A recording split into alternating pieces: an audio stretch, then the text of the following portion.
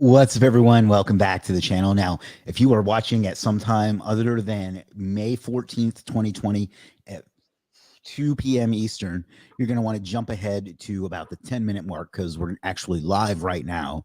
And if you're not here live, the next part's not going to make a lot of sense because we're going to do some interactive stuff, some giveaways. Can you just mute your, hold on one second? I know what it is. The YouTube tab was open. Anyway, we're going to be doing some giveaways and some other cool stuff that won't be very interesting if you're here in the past or you're here in the future where you can't participate. But before you, so jump ahead to about the 10-minute mark. But before you do, let me ask you one question. What the hell's wrong with you? Why would you not be here live? That's when the cool stuff happens. That's when you can ask our guests questions, ask me questions, participate in our interactive giveaways and all kinds of stuff. So I'm assuming that you weren't here because you didn't know. So what you need to do to make sure that doesn't happen again is click subscribe and then turn on the notification bell if you're on YouTube. If you're somewhere else, Facebook, LinkedIn, Twitch, Twitter, Instagram, do whatever it is you do on that channel to make sure that you don't miss out. But for now, jump ahead till the 10-minute mark. Now that we got that out of the way, can everybody that's on hear and see me okay? Because I don't want to talk to myself in public. It's more of an in private thing when I do that. So please let me know how the sound and picture quality is.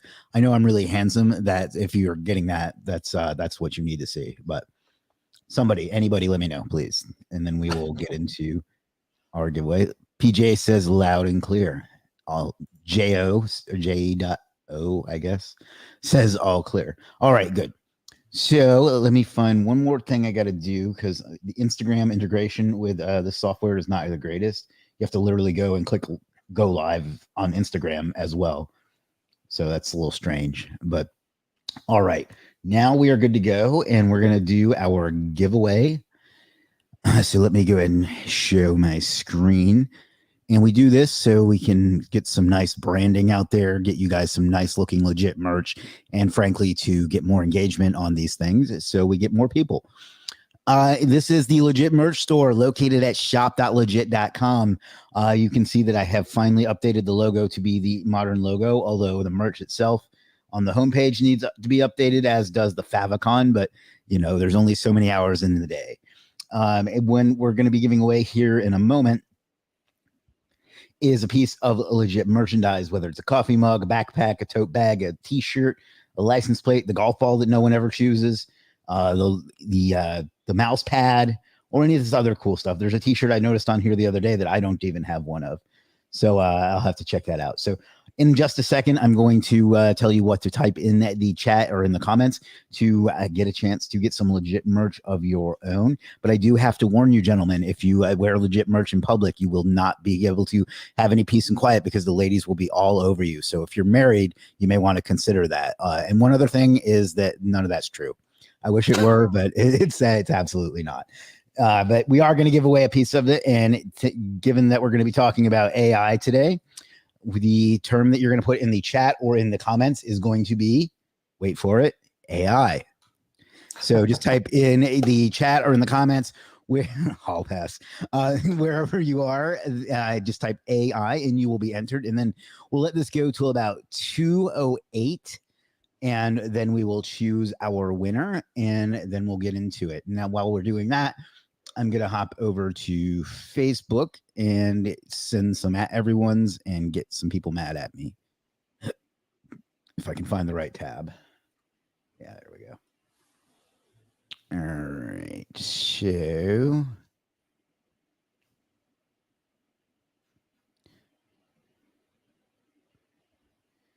Facebook recently removed access to the groups API, I guess is what it's called.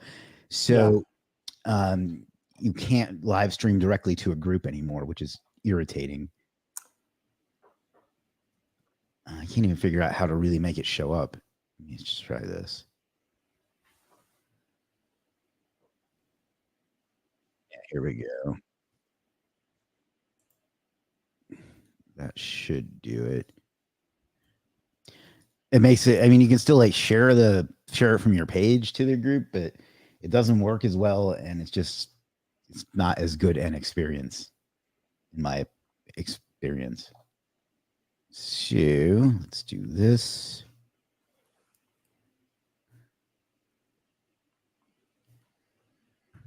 It sucks because I have a lot of people in these groups that miss out because of that. But I'll talk to Zuckerberg about it when we have lunch. Yeah.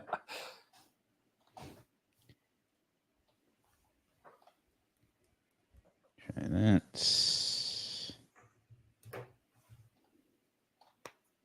Ah.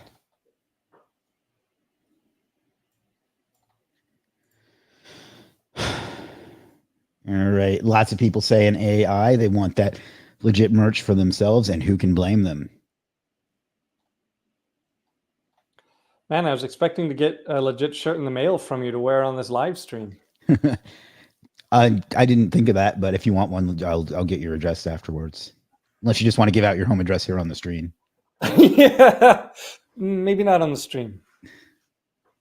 You see, hear that, guys? He doesn't trust you. Rightfully so. Bunch of scoundrels and hooligans we have here, especially Keith. Lots of people saying AI. Good turnout today, too. May have to try 2 p.m. in the future as the like sweet spot. I haven't quite figured out where that is yet. So seems like 2 p.m. might be it. 4 p.m. seems to be like the death slot.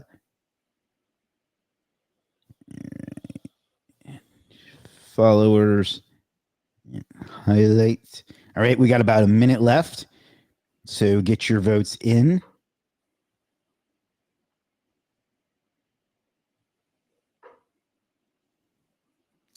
Or not votes, but whatever you want to call them. Is each time they say it, does it count it as an entry? No, but I encourage them to do that anyway because it gets us seen more. Gotcha. A little social media hack there for you. AI in Spanish. I would comment on that, but I'm afraid it would come off racist. All right, just a few seconds left. And then we will let the software pick a winner. Hopefully it won't be me like it was last time and I have to pick again.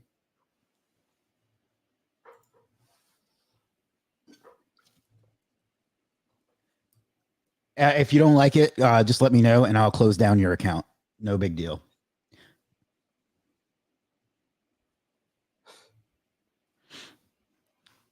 Feel free to leave the stream if you don't like it. I don't really care.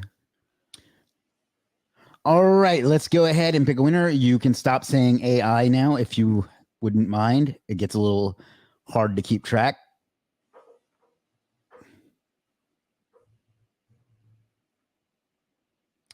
And the winner, all right, you're out of here. You've said the same thing like 5 times now. All right, the winner is Prabir, I guess is the way that's pronounced. Congratulations, Prabir. What you're going to do is come over to shop.legit.com, choose the piece of merchandise that you want. And then if it's a piece of clothing, you're going to note what size that you need. And then you're going to go over to legit.com and message the on-site support. Let me just bring that up. Message the on-site support. And StreamYard just kills my bandwidth. Message the on-site support. Tell them that you won. Tell them what you want. If it's clothing, tell them what size and tell them your mailing address. And they will ship that out to you in just, well, right away, basically. So congratulations, Prabir. All right. So let me stop sharing my screen. And we will get started. All right. Today, welcome back, everybody. Today, we're joined by Caleb Ulku, who was on the channel recently giving us a testimonial about Legit, somebody I've known for quite a while through Legit and through Facebook. And he's going to talk to us about his agency and some AI and some cool stuff today. But before we do that, Caleb, how's it going? Yeah, man, it's going real well. Appreciate you inviting me to be on, man. No problem. No problem. It's going to be a lot of fun. Just so everybody knows, can you give us a little bit about both your background and what you're doing now and just kind of your origin story, and then we'll go from there. Sure. The short version, I know everyone has a long version of their origin story. So I went to a small college in New York City that every admitted student gets a full tuition scholarship, right? So here's hoping that you don't always get what you pay for, since it was free. I did a bachelor's degree in chemical engineering, took a job with, at the time, was a Fortune 1 company with ExxonMobil. I spent 10 years working for them. And it was a really brutal job. It was a difficult job, a lot of time, long commutes. I actually got a part-time MBA in the evenings that Exxon paid for, which is amazing. And my wife also had a brutal job. She's a physician. So it was a difficult time. It felt like we were spending so much time and energy away from each other. We had a son, and daycare closed at 6:30 p.m., which was too early for us. We couldn't pick him up from daycare. So we actually hired a driving nanny who would go and pick him up and bring him home and put him to bed, which was super convenient so that we could work more, which is, of course, what everyone wants to do, right? So at one point, my son, right around 2 years old, 2.5, and around that age, they can speak, but not super well. So he said one Saturday morning, "Daddy, are you happy?" And that was like this light bulb moment that, what are we doing? Like, this is crazy. So my wife grew up in Biloxi, Mississippi. And we decided, you know what? We're going to move down there where my wife is from. Her parents still live down here.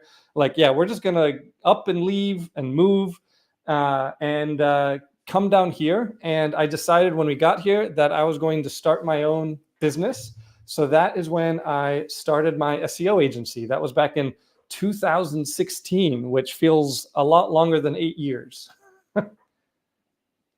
Great. So can you tell us a bit about your agency then? Like, before we get into that, you why that leap? Like, why from Exxon to agency? Like, what was the thing that made you choose that? Because you could have done anything, right? So why that? Yeah. So the area that we decided to move to is we're right on the Gulf Coast. So it's a big tourism area. So a lot of the roles down here near where we live were in tourism and service, which, wasn't really something I wanted to embark on. There are areas down here that I applied to for jobs, like NASA actually has a center. It's about an hour's drive from here. It's where they test all their new rockets. So I was like, man, that would be cool. Maybe I should work for NASA. But every time I started to think about doing something like that, I ended up in a position where, like, I'm leaving Exxon because the hours are long, the commute's bad. It's this rat race that I didn't want to be in anymore, and come all the way down to the Mississippi Gulf Coast. Why would I go and do the same thing? Why would I take a job that's an hour away, going to be long hours, and right back into the same rat race that I really needed to get out of? So, that was the big drive to, like, you know what, I'm going to start a business. And plan A, to be honest, wasn't SEO. I sort of fell into SEO. Plan A was to use my processes and systems background from when I worked at ExxonMobil to help other small businesses learn how to run their business better. Like, people who work with me know that I'm a huge SOP guy. That's how I run my agency now. But that was my plan. I was going to help other small businesses get their SOPs in order. Every time I would try to explain to someone what they did, what I did at my business, the answer I would get was, "Oh, that sounds really cool, but can you help me with my online marketing?" So eventually I just started saying yes to that question. And this started getting into SEO, really. My first client actually was a personal injury lawyer local to me. For anyone watching, personal injury law is not the best first SEO client, but we did pretty well for him. And this is funny, Chris, you'll enjoy this. My second ever client for SEO, I had no idea what I was doing, right? I barely knew what SEO stood for. So I read some blog articles, watched some stuff on YouTube about how to do SEO, got some bad advice. And actually, I ended up getting their website de-indexed from Google, which is not what you're looking for when you hire an SEO. That's, pretty much the worst possible thing that can happen to your website. So I took that learning and then really invested in, okay, I need to learn how to do SEO, to find people I trusted, and really start to grow from there. So that's sort of how I fell into it. And I am a very introverted person. So a lot of these sales calls, I even to this day, I don't have a huge, I didn't have a huge number of local business clients until ChatGPT rolled around, which we can get into later. But initially, I didn't have very many. The sales conversation was very weird for me, very awkward for me. So I ended up going to a platform called Upwork, which isn't hugely dissimilar from Legit. It's just a little bit more broad. And I started applying to jobs, to SEO jobs on Upwork. And Chris, you know that scene from Wolf of Wall Street with Leo, where he says, "Hey, sell me this pen," right? And the right way to sell the pen is to talk about all the great things you're going to do with the pen, right? About how you're going to be able to write your story and blah blah blah. So the right way to sell SEO to a local business is to talk about all the leads and the growth and all of this. And that was very hard for me to do. But the great thing about a platform like Legit or a platform like Upwork is you're talking to someone who's already decided they want a pen. They're just deciding which pen is the pen they want, right? So when you get on a phone call with them or you start conversing with them, you don't have to convince them that SEO is valuable. They decided that, right? Or they wouldn't be on that platform trying to hire someone. They just want to talk to you to see, do you know what you're talking about with SEO? Do you know what you're going to do? Have you done this before? All of these things. So I joined Upwork, and it took me about 3 years to build a 7-figure agency where roughly 80 to 90% of my clients came from Upwork. Oh, wow. That's fantastic. So you had some big corporate clients too, right? That you got through there. Yeah. So some of the biggest clients that we had Skillshare.com as an SEO client. We actually ranked them #1 for the term graphic design, which I thought was very cool. I don't think they're still ranked there. That was a few years ago, but that was very cool to do that. We had Adobe. We had Stanley Black & Decker. And from an SEO perspective, that's a really wild company to work with because Stanley Black & Decker owns the brand DeWalt. And I'd never actually seen this before, but the search volume for DeWalt drill is actually higher than the search volume for the word drill, which is very weird for the branded search volume to be higher. And even weirder, obviously, Stanley Black & Decker, DeWalt were ranking #1 for their branded search, but they weren't even on the first page for the search of drill, which I just thought was wild. But yeah, and all of those clients came from Upwork. Excellent. Now, you have a partner too, right? I had one. He decided that he wanted to switch gears and get a full-time job that had a little bit, I'm sure you understand, Chris, there's a little bit of a roller coaster sometimes with owning your own business. And he was ready to start a family and didn't want to deal with that anymore. Understandable. Cool. Absolutely. Cool. So, and that's still what you're doing now, though, is the agency, and it's still going well. Yeah. So we saw the agency still going well. I alluded to this slightly. We did pivot, and we actually focus a lot on local SEO. We made that pivot probably almost 18 months ago because of AI. And the example I always give is the search mortgage calculator, right? Years ago, a lot of companies spent a lot of money trying to rank for the term mortgage calculator because people who are looking for a mortgage calculator often were a good lead to get a mortgage, right? So they invested this huge amount of money to try to rank for it. And then Google rolls out a new SERP feature and they embed a mortgage calculator in the search for mortgage calculator. So the clicks from that search dropped 70%. So all of these companies that had invested this huge amount in SEO, they basically lost a lot of their traffic overnight and they hadn't actually done anything wrong. Google just decided that they wanted to keep the attention on its SERP instead of sending the clicks away. And one of the things that we're seeing with AI, especially SGE, is Google looks like they're going to try more and more to answer informational queries on the SERP itself instead of sending traffic to websites. So that, in my mind at least, was a red flag that, I didn't really want to be involved with owning websites that provided informational content anymore, because we've seen it happen before where the traffic drops because, well, Google can answer it right on the SERP. They don't need to send traffic to other pages anymore. It hasn't happened yet, right? I SGP don't is know still in beta. if you ask some people that own niche sites, in the last few months, they would agree with you that it has happened now, because they got absolutely demolished since September and then again in March.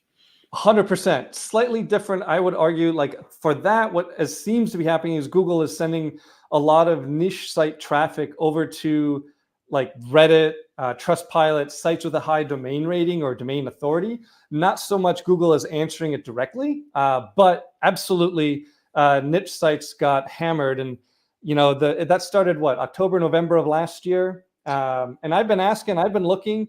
I have yet to see a single public case study of a website that has actually been able to recover its traffic, which is scary. They got hammered in March, November. Most of those sites that got hammered in that timeline got hammered again with the March update that just finished rolling out.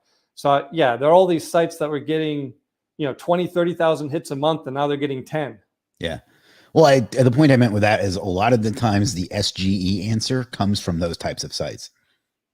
So that's why I was relating that to AI. So they're basically, fair point. Google's Absolutely. basically stealing their content and presenting it, so no one has to click on their website.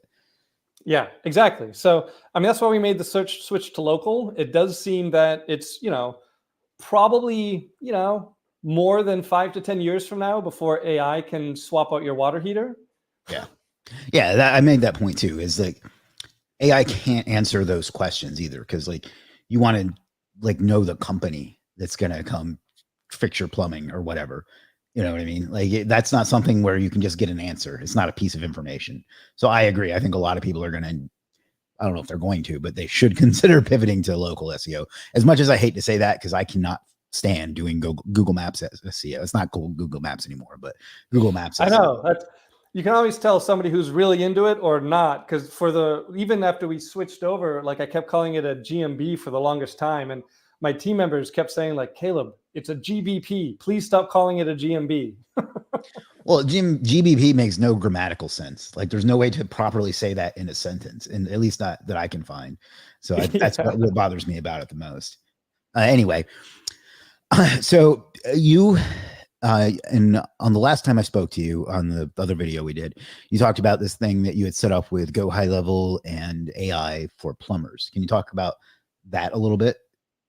Yeah, absolutely. So what Google is really looking for, at least in my experience, what I've seen, Google really wants to see a lot of topical relevance. So, and that's true even for local search, right? Local search, you guys probably know, it's like a blended algorithm. So it's both your GBP and also your website. So we still want to do a lot of the things that sorry, doorbell. So Well, at least we're really live. Yeah. So we still want to do a lot of the things that we would do to try to rank organically, but then we also have to worry about the GBP optimization, as you said, Chris. So one of the ways to do topical relevance is to create topical relevance is to basically write a bunch of articles that are all around the same topic.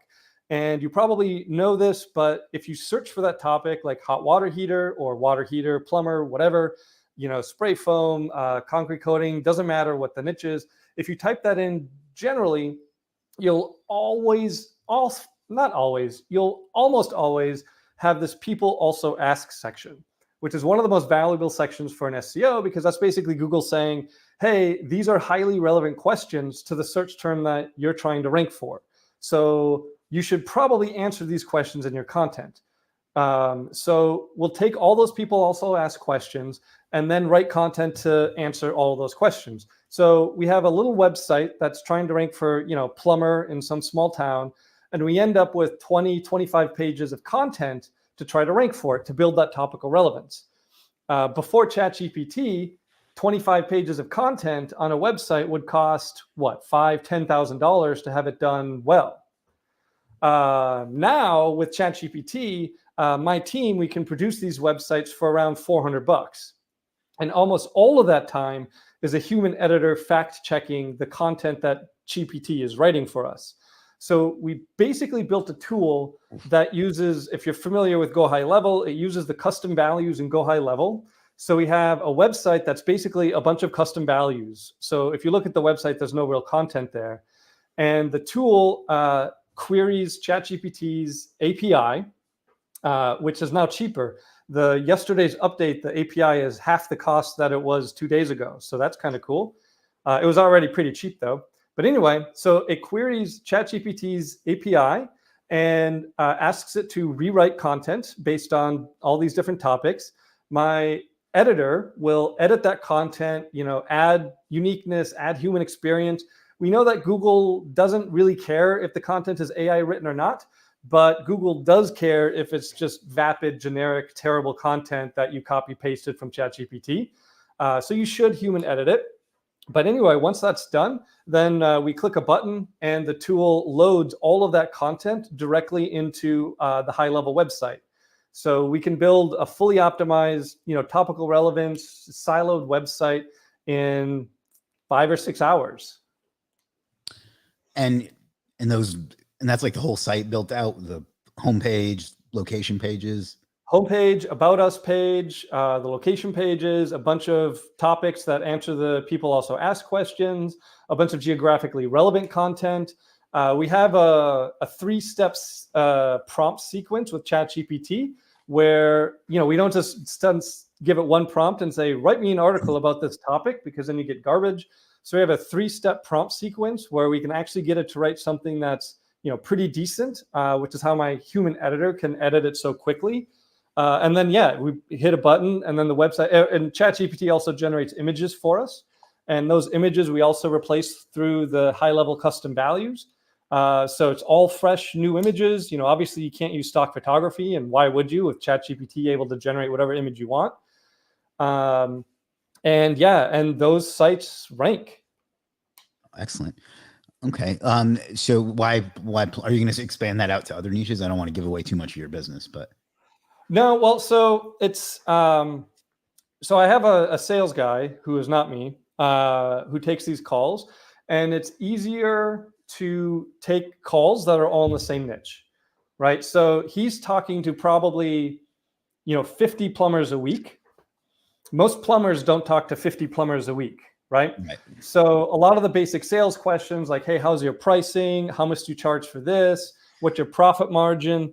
A lot of the plumbers that we talk to don't know the answers to these questions, but he's talked to so many plumbers. He can say oh, okay, in your area, a 50-gallon water heater should be around $900 to replace. You should be able to buy one from the Home Depot for $200. And, so because he talks to the same niche over and over and over again, he knows so much about their niche and how they should be marketing themselves, how they should be pricing themselves in order to have success when we start sending them leads. Excellent. So are you doing anything with AI beyond content? Yeah, I don't think, not very long goes by in a given day that I don't ask AI something. It's constant. Keyword research is one amazing example. Because one of the challenges with keyword research, so say you wanted to rank in a city like Houston, right? Whatever, pick a city, doesn't matter. You'll want keyword research where you can talk about all of these individual Houston neighborhoods, right? You want to talk about the Heights, and you want to talk about River Oaks, and you want to talk about all of these individual neighborhoods, what makes them unique, what makes them interesting, because that's how you rank in local SEO, by talking about these local geographies. Well, if you don't live in Houston and you've never been to Houston, the research it would take to be able to do that is insane. But one prompt with ChatGPT, and suddenly it spits out all of these hyper-local keywords that you can then have it optimize around and write articles about, where you can have it write articles about plumbing in Montrose, and it knows what makes Montrose its own little neighborhood in Houston. Whereas, unless you've lived in Houston, I have, right? I worked for ExxonMobil, so of course I lived in Houston. But you might not know what Montrose is or the Galleria or all these other neighborhoods, but that's okay. You don't need to, right? ChatGPT does know about it. So we used to spend 4 hours, 4 or 5 hours doing keyword research. Even in the same niche, we would spend that long because we wanted to have these hyper local keywords. And now, I mean, I'm not exaggerating when I say we do keyword research in less than 5 minutes. Oh, wow. That's fantastic. Now, backing up a little bit, you said something to the effect of Google can definitely tell what AISC or AI content is. So you're saying that you think they can tell and they just don't care? So I'm not sure I would say that Google can tell. It's very hard to tell if it's AI content or not. And OpenAI, the company behind ChatGPT, they actually had an AI detector. It's no longer active because it was only accurate about 50% of the time. And if the answer is yes, AI, or no, not AI, and it's accurate 50% of the time, then they're just guessing, right? Yeah.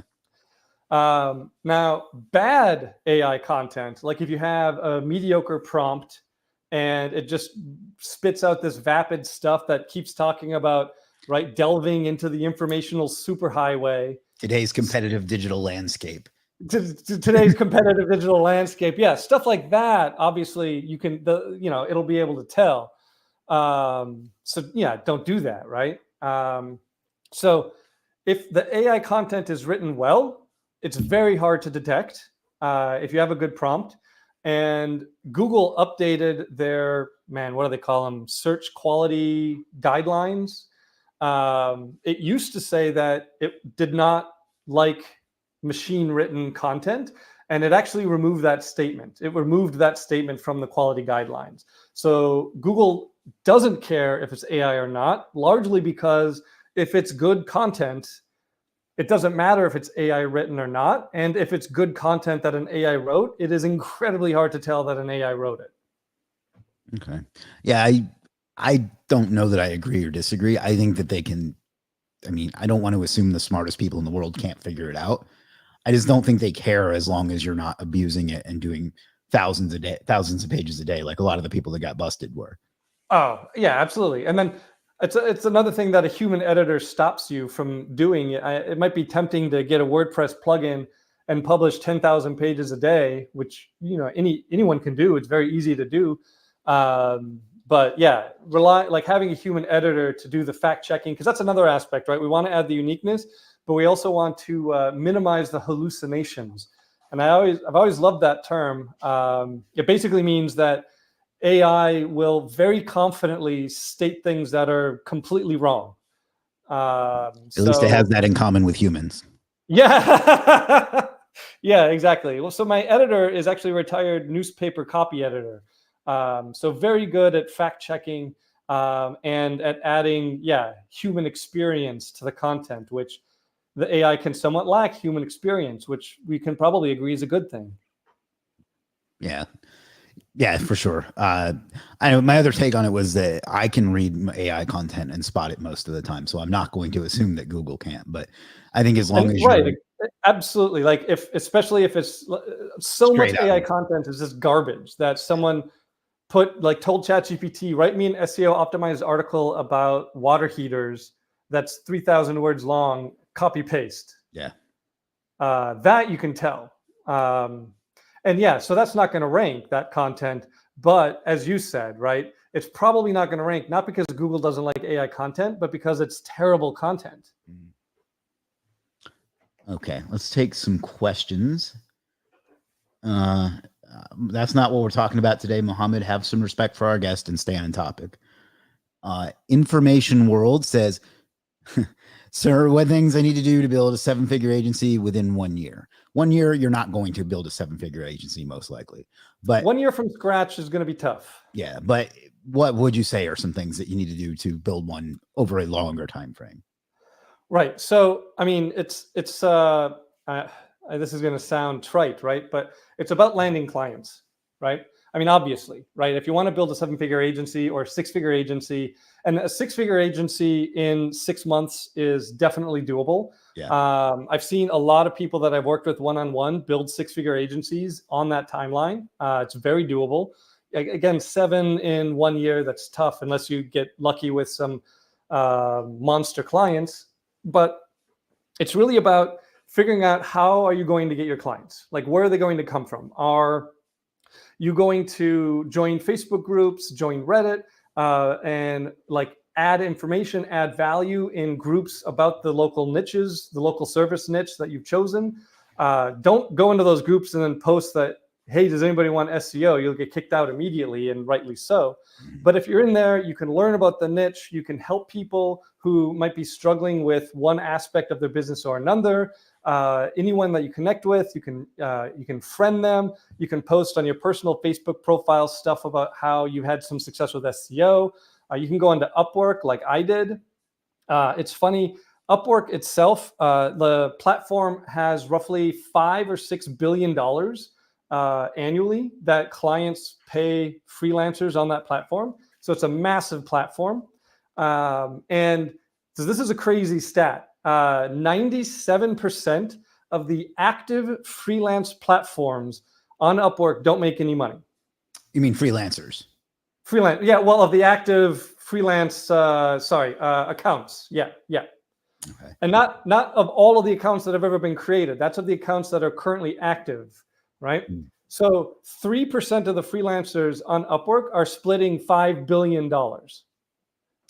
I don't know the number, but I would guess that we have a similar percentage of people with services listed versus who actually makes money.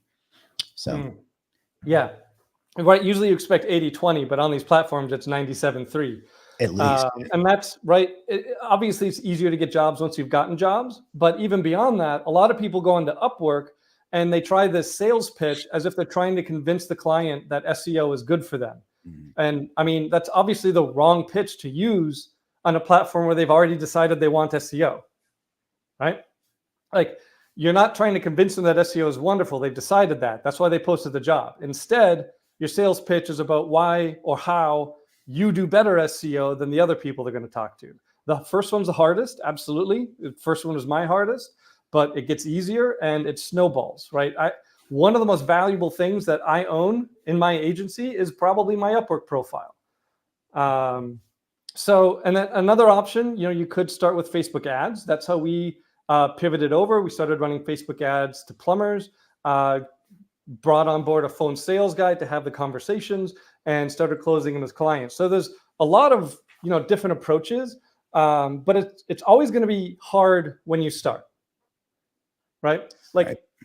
If you decide that you're going to build an agency, like the first month is going to be it's not going to be awesome. It's going to be uncomfortable, especially if you've never done it before. And a lot of people are going to be tempted to quit in that first month because it's uncomfortable. It's hard. And rather somebody promised them that if they followed their course, they could have a 6-figure agency in 30 days. Exactly. And you know what? It's a lot more fun to open a beer and play Call of Duty than to send proposals on Upwork. I get it. Right. So, but you've got to get past that. It does get easier once you get past the first hurdles. Yeah. I think if I could sum up your answer to that question, it would be to remember that your job is not to do SEO or web design or whatever you're doing in your agency. Your job is to sell your services. So. And that was you hit the nail on the head. That was the biggest challenge when I transitioned from working for corporate America to having my own business. Because when I worked for corporate America, I rolled in every day, I did good work, and then I got promoted, I got kudos, and all of those things were wonderful.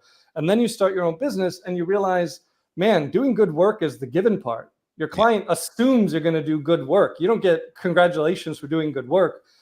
You got to go convince someone to pay you to do that work. Yeah, that's a great point. One thing I've asked people in the past is like, what makes your agency unique? And they say, we get results. I was like, no, that's not good enough. That's the default of what you're supposed to be doing. What makes you unique? Getting results is what everybody is supposed to do. So. Right. Yeah. If you can't get results, then maybe owning an agency is not for you. You'd be stunned how many people come to me that I just signed this client. Have you got any idea how to rank them? I was like, then why the fuck did you sign them? Like, yeah, you don't have to be the best. But you have to know how to. I've had people from. Yourself. Oh, I'm sorry. Go ahead. I was saying you don't have to be the best, but you have to know how to produce the thing that you're selling. Well, I brought on new clients from Upwork, and they were paying some other agency $2-3 grand a month for 6 years. And the first question is, hey, can you add this email account to your Google Search Console? Oh, we never had that set up. Wait, you paid 70 grand in SEO and they never set up the Search Console? How are they doing SEO? That doesn't make any sense to me. Yeah, that's ridiculous. So actually just this morning, Chris, related to his question, I actually posted a video on my channel called How to Get Local SEO Clients in 2024. So, that a little bit longer of an answer if you're looking for it. And there's his channel on the screen because I'm well prepared. I'm going to briefly answer this one and then move on because it's kind of basic. What is best, web design or SEO? It just depends on what you're good at and what you want to do. Oh.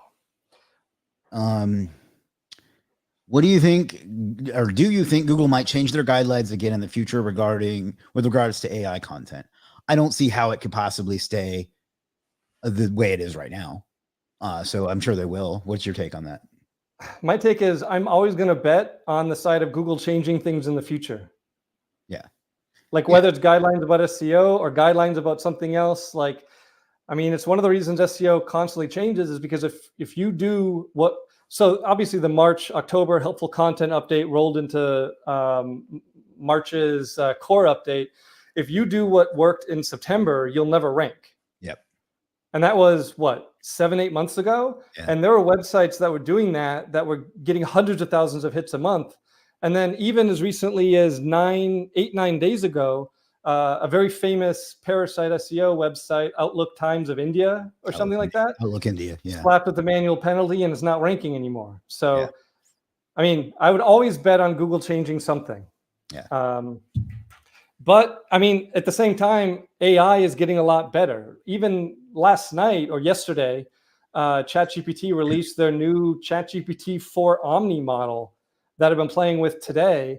And it's better than ChatGPT 4. It's much better at making content seem more human than ChatGPT 4 was. I haven't played with it yet, but it can recognize voice and stuff now too, from what I understand. You can talk to it. Yeah. If you have the app on your phone, you can talk to it. It talks back. Its voice very creepily sounds like Scarlett Johansson. Interesting. From the movie Her with Joaquin Phoenix. I haven't seen that one, but Joaquin Phoenix falls in love with an AI who is voiced by Scarlett Johansson. So I guess as a joke, they made their AI voice chat have a voice that sounds an awful lot like Scarlett. That makes a lot of sense from computer nerds. Crazy Octopus says, what are the most common challenges you face in managing your agency? So managing is always something that I have been good at. And I know that's yay, right? Who's excited about a manager superpower? But building SOPs, making sure that everyone knows what they're doing and how to do it. So if I got rid of the word managing and just answered the question, what are the most common challenges you face in your agency? Then I would say, as would a lot of agency owners, that landing clients, right? I always want more clients. Whatever method I have, I want more because I can handle more, because I can scale it. But no, so the way that I built the SOPs for my agency is I did everything myself first, right? And I highly recommend that. It's much easier to manage people who are doing a job if you actually know how to do that job, right? It's much more difficult if you have no idea how to do the job. So I always recommend that you do most everything first. And then I use Excel because, of course, I'm a giant nerd. So I use Excel. And I record every step of what I'm trying to do. So, for example, if the plumbing onboarding, right? I have an Excel document. It's 90 steps. And each step, there's a description. Okay, here's what you do first. A little description of, written description, any login information that they need, any tools, maybe it's Canva or High Level or OpenAI, whatever it is, the login information's there. And then a Loom video where I do that step. And the Loom video is never longer than 2 minutes. And most of them are like 30 seconds long. If it starts to get to the point where it's longer than 2 minutes, I'll break that step into 2 steps. And then I'll give that to my employee who I want to do it and say, okay, I want you to onboard this new client we just got. Here's the directions. Let me know if you have any issues. My employees all know that they get rewarded if they make improvements to my SOPs. So if they find a way to do it better, faster, quicker, awesome. Like make the update, make the change, and yeah, I'll reward you with an extra day off or something like that. People don't like gift cards. Gift cards make a crappy reward, so don't reward your employees with gift cards. But like a half day off or a day off, stuff like that. So everyone is like really looking for ways that they can make my processes better, more efficient, and it's super easy because all you have to do is update the Excel sheet. Awesome. That kind of answers this question too, but can you run through the process to build your SOPs, for instance, use video? I guess you kind of just answered that, right? Yes, I definitely did. I wonder, let me see if I can pull it up real quick and then remove everything that I don't want to show to everyone. Like my login informations, that wouldn't be the best thing to put on the live stream. Yeah. While he's doing that, I will just remind everyone that we're here live with Caleb Ulku, who we're talking about SEO agencies and AI and lots of great stuff. And then coming up later this week, I believe it's Derek Pierce that I have next. Now, let me see. All right, so this should be okay. All right. What you're going to want to do is click present on that little ribbon in the bottom. Yeah, perfect. And then share screen. And then I have to add it to the screen. Share screen. Did you click present? Because I'm not seeing it yet. Yeah, I'm clicking. All right, there we go. Perfect. So I won't scroll or anything, but this is what our SOP looks like for onboarding a new plumber, where it's every step, the video to do that step. I hit a bunch of stuff that had login information, stuff like that. But super simple. I won't scroll down because I didn't check the whole sheet, but super simple and super effective. Yeah, that's it. Excellent. Ilst today says how to start a figure sell on legit. Fantastic. Yes, I do very well there. Jessica asks, what are your favorite services on legit? You use us quite a bit. Do you have any that you'd like to mention? Yeah, sure. So we use, so one of the challenges, if we get a new client who doesn't have a GBP yet, and we need to get their GBP created, we struggled with this for a couple of months, not having had any prior experience in this. And the method that we figured out, we can now get a GBP pretty reliably created. I don't know if you remember, Chris, but back in the halcyon days of 2019, we could just give Google an address and they'd send us a postcard, and we used to complain about how hard that was. Yeah. I wish we could go back to those days, but that was all it took to get a GBP. But now, like with a brand new client, we'll do the citations, and we use Chris to do the citations. We'll do a press release, and we use Spine PR on Legit to do the press release. And I don't know if you saw it in that document or not, but we'll actually order like a car magnet, business cards, a yard sign, and have it shipped to the client's address. And once we do those things, the citations, the press release, obviously we'll create the website. We'll put something on the domain on the homepage, and then we'll like wait for 30 days because Google doesn't like things that are 45 seconds old. So once they're about a month old, we've found that gives enough online presence that Google will actually approve the GBP. Of course, the client still has to film the video verification. So we send them a sample, we send them a step-by-step, here's what you have to do, how to do it, et cetera, et cetera. So it's still not super easy. But that's where a lot of the services come in, is that initial push to sort of make it look like this is a business that's been around for a while with, the press release, the citations and everything. And beyond that, like I have my own PBN. So depending on what we need from our clients, I do or do not order additional links. But I think, Chris, almost every month for 2 years, I have done a giant custom order with you with a ton of links because we often need more than I can supply with my own PBN. Fantastic. All right. Forensics Detectors, there's your free plug, says, what is your go-to strategy to trigger a knowledge panel for personal authority building? I can tell you what worked for me. First of all, I had to give up on getting the name Chris Walker because there was a one-hit wonder in the 90s named Chris Walker, and he has like dominated the knowledge panel and the branding for that search. So that's why I have the M, in case anyone's ever wondered.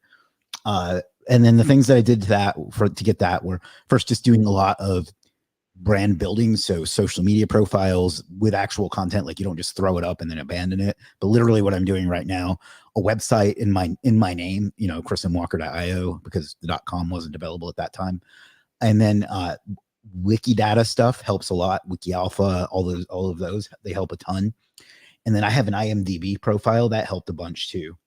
And then eventually I hired someone to actually like help me go through the verification process, and then it worked. But really the solution is, I hate this term because it gets abused in SEO, but is building out the entity of you is usually how to go about it. That's what's worked for me. It's what worked for Legit as well. I mean, it's a little different, but that's what worked for me. But again, your name, Caleb's, no offense, would probably be easier than mine was, because I doubt there was a one-hit wonder named Caleb Ulku. Could be wrong. I don't know. But It is a weird name. yeah. Well, and that's an advantage, to be honest, because like mine was so common that I would have had to overcome so many. So that's why I always have the M. But that's the main things I did. Do you have any experience with that? No, I mean, I was going to say a lot of the same stuff. Like, obviously, if you have a Wikipedia page, it becomes super easy, but Wikipedia pages are hard to get. Yeah. So it's a lot of, creating content about yourself.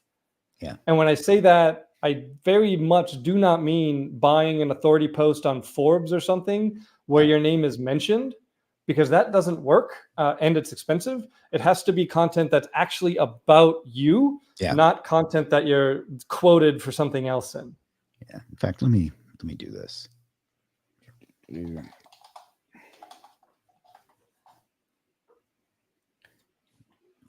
Present, share screen, window, share. I had to build out all of this stuff. These pictures are all hosted on different websites. You can see it shows my literally a tweet about what we're doing literally right now. There's some Instagram on my website, and then if you come down here, there's my Twitter. There's that's interesting that it's pulling my new business instead of Legit. I'm gonna have to work on that. But my LinkedIn, my Facebook, my website, my Instagram, my YouTube, my Facebook page. Video I did in somebody else's channel that's outranking me. That's funny. The video I had made about me, that was expensive. You don't have to do that, but you can do something simpler. And then I don't know what the hell that is, to be honest. And this is not me.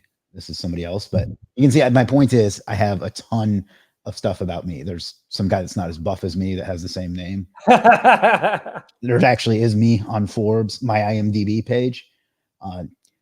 Did I ever tell you how I got that? No. Years ago, before I had any idea that I would go this route in business or even knew what SEO was, I donated to an independent movie, because they were trying to raise money to get the movie made. And one of the things was, if you donated over $200, you got a special thanks in the credits.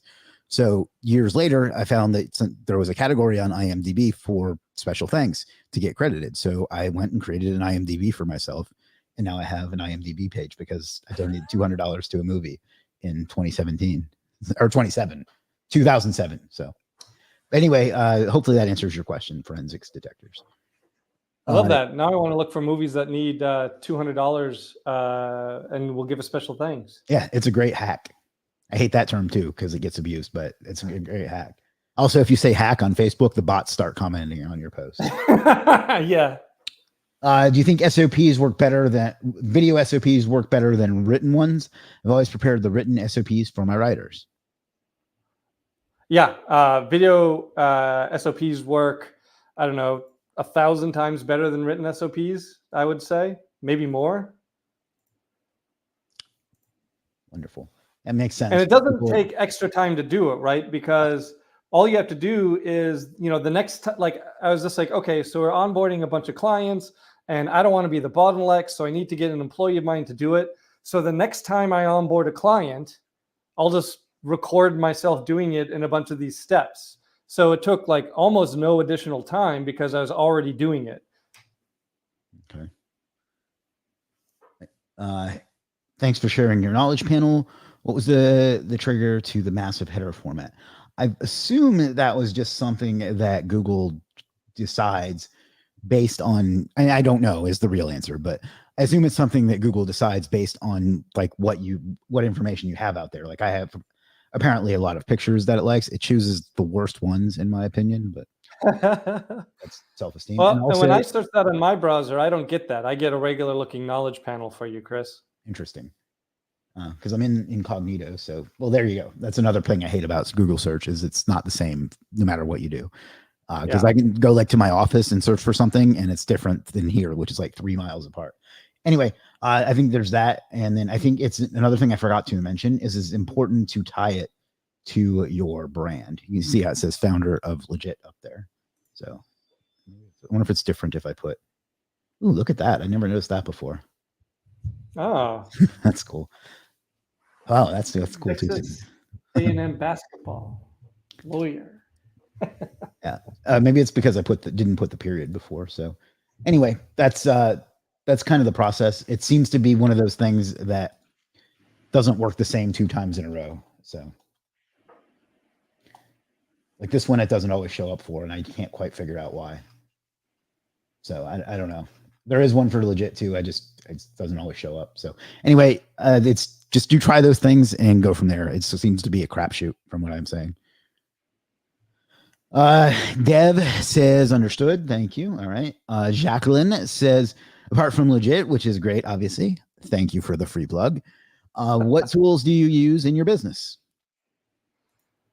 Yeah, great question. So I actually, let me just pull it up. I was literally scripting out a video for YouTube where I talked about the tools that I use in my agency. So I'll just be super lazy and share the slide. Here, we'll just do the present again. Excellent.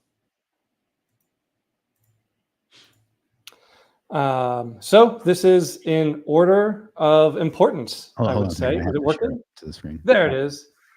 So in order of importance, obviously Google search, I talked about the people also ask section. One thing I often say about SEO is that it's like an open book test.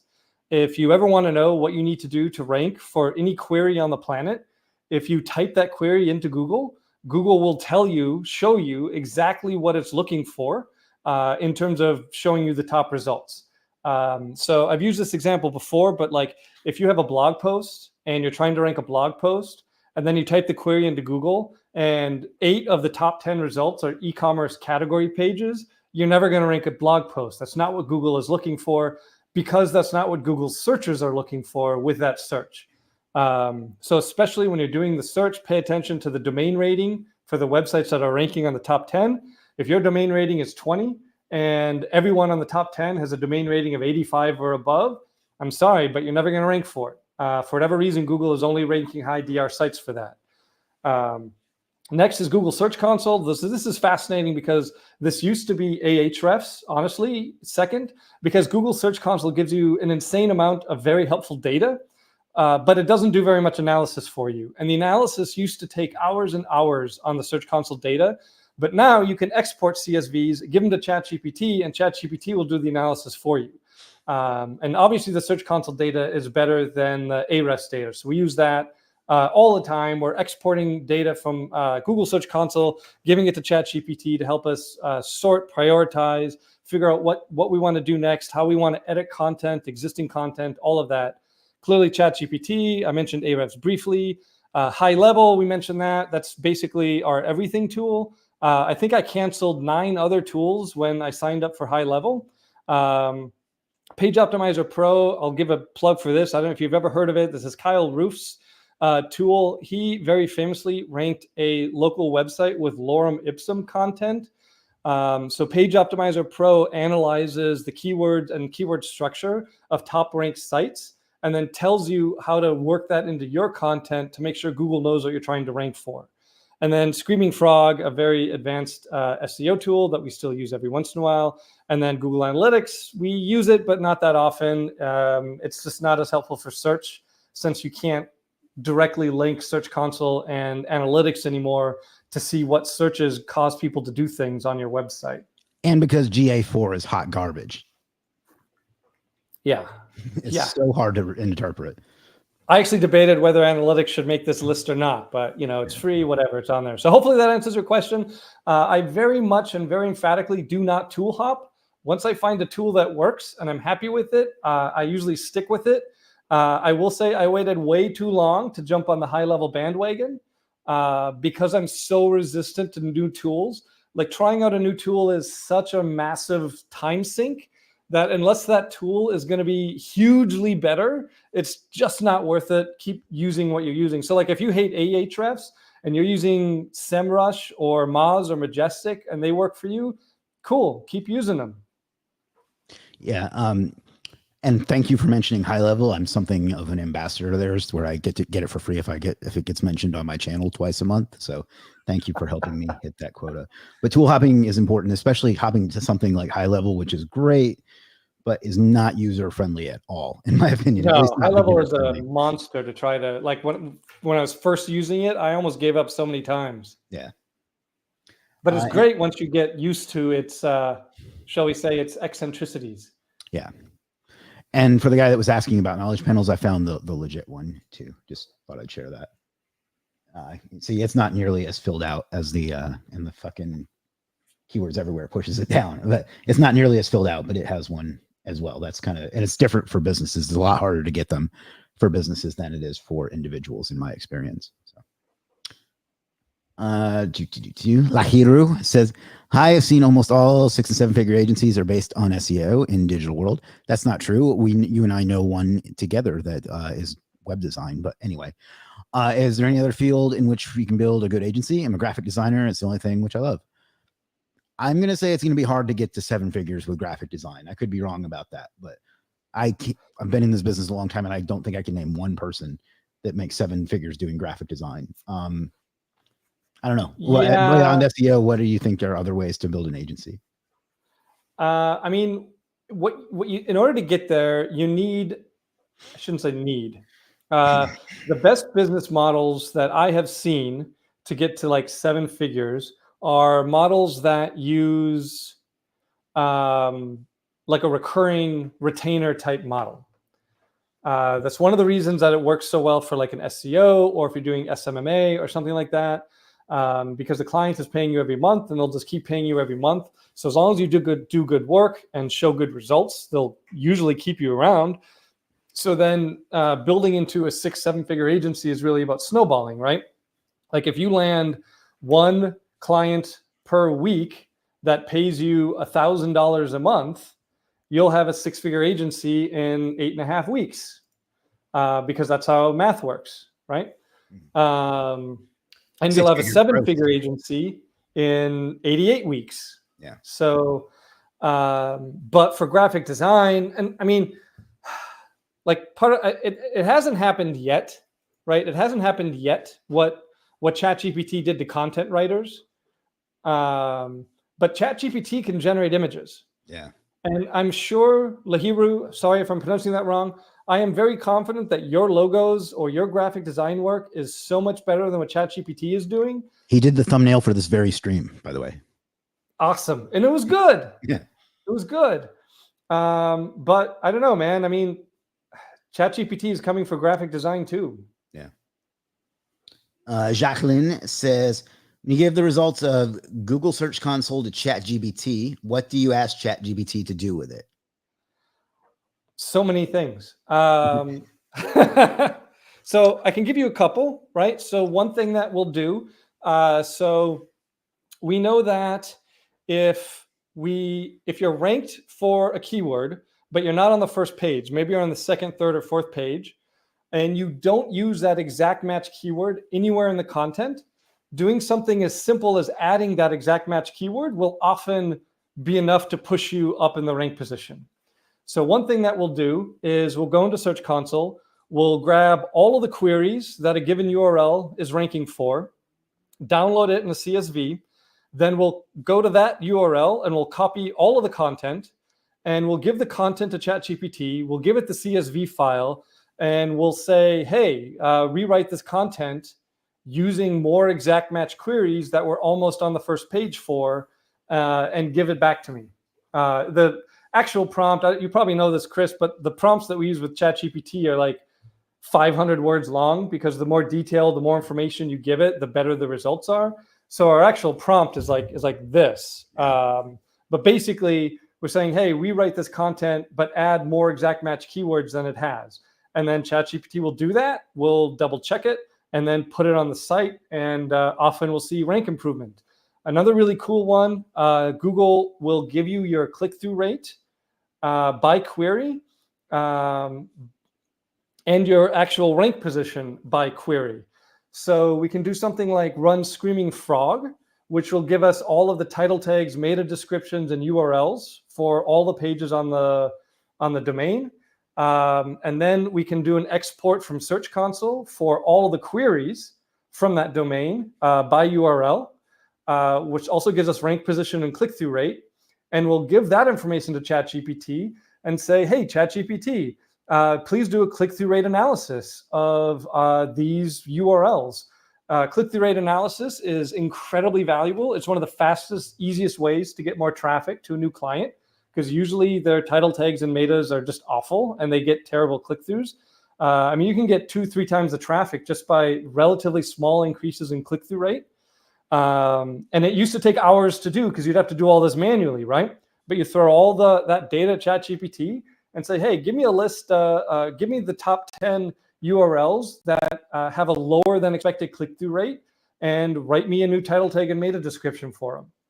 So, I mean, I can keep going. There's so much that we use Search Console and ChatGPT to improve SEO on client websites. It's funny that you used that example, because right before this stream, I was looking at this, which is Search Console, but connected directly to the legit dashboard, which I'm sure Caleb is going to start using now. If we come over to queries, this is for my site, superstarseo.com. And of course, it's going to take a long time while I'm left. And I went to impressions, and this is not the one I was looking at. There was one that had, but I mean, you can see that I have some with thousands of impressions with 1 or 0 clicks. And I was looking at that right before this. I'm thinking I should optimize that. That's not the one I was looking at specifically. Maybe it was. Right. And my guess is if you went to that page and you search for, what was that, freelance SEO specialist or something? Yeah. If you search for that exact match query, you would not find it on that page. No, so it's in like position 40 or something. Well, but I mean, so you can add that exact match to the page, then maybe get a backlink with that exact match as anchor text. And I mean, that might be enough to get you onto at least it would be enough to move you up. Yeah. And beyond that, like the click-through rate, I think if I just changed the metas, I could probably get better as well. Like the meta description, I could probably get more clicks. Where's the one I was looking for? But well, anyway, there was one that was like freelance. It was like SEO audit or something that I was getting tons of views for. Now I can't find it because, of course, I'm doing this live. But anyway, it was funny that you might use that as an example, because I was literally looking at that while I was waiting to start this, and that I have a lot of opportunity there. So yeah, no, absolutely. And I mean, that type of, it used to take so long to do it because Search Console doesn't give you any analysis tools. It gives you data. And then I used to have people who would like analyze that data. And now I didn't fire them. They do other things now because ChatGPT analyzes everything for us. We just give it to ChatGPT. And, Jacqueline, one little like insider trick, just download some data from Search Console, give it to ChatGPT, and then ask ChatGPT, hey, here's some data from Search Console. My goal is to grow organic traffic to this website. What do you see that I should improve? Just ask it. Yeah, great tip. Shannon says, do you have any video on using ChatGPT to do the analysis? I'm not sure what. I do. Okay. I'll put Caleb's YouTube channel in the chat. It's on my YouTube channel. Yeah. I'll put that in the chat again and show that on the screen. So there's that. Yeah, I have 2 that are very, very long, like almost an hour long, and they're basically like tutorials on exactly some of the ways that we're using ChatGPT to do AI. Okay. Let's see. Joshua says I'm in. Just got the link some minutes ago. Okay. Welcome. All right. One second here. Aaron, what's up, Aaron? Haven't seen you in a while. Says, is there a way you should ask good Lord, Chat GPT questions to get the answers results you are expecting? So that's kind of a topic unto itself, but just give some tips on writing a good prompt. Right. So always ask ChatGPT to role play. Whatever you're asking it to do, like if you're asking it to do Search Console analysis, so the click-through rate I just said, where you're going to ask ChatGPT to write new headlines, new title tags, new meta descriptions. In that prompt, tell ChatGPT like, hey, you're an expert title tag, meta description author, and your title tags and meta descriptions are some of the best performing title tags and meta descriptions ever written. They always improve click-through rate because you're amazing at writing these. Now, please write them for me. And I know it sounds silly, but telling ChatGPT what or who it is is incredibly effective at improving the responses. Assume the role of works Correct. really well. Yeah. Yep. And another good way, like if you want ChatGPT to write content, and we mentioned this before, one of the biggest challenges is that its content doesn't often sound like a human wrote it. So whatever niche you're in, like you can go to like forums that people are talking about that niche. And if you don't know which forums people are talking about that niche, then ask ChatGPT because it knows which forums people are talking about your niche.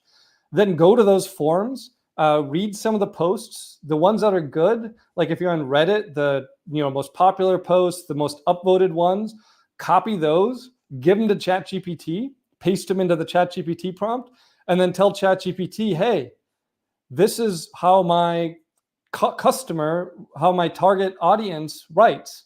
Please, when you're writing content, write it in such a way that it will resonate with someone who writes in this tone and this style. And I found what I was looking for. So let's share my screen one more time. I was looking at the Pages tab and not the Queries tab. But if you let me zoom in some, you can see I have some like this one.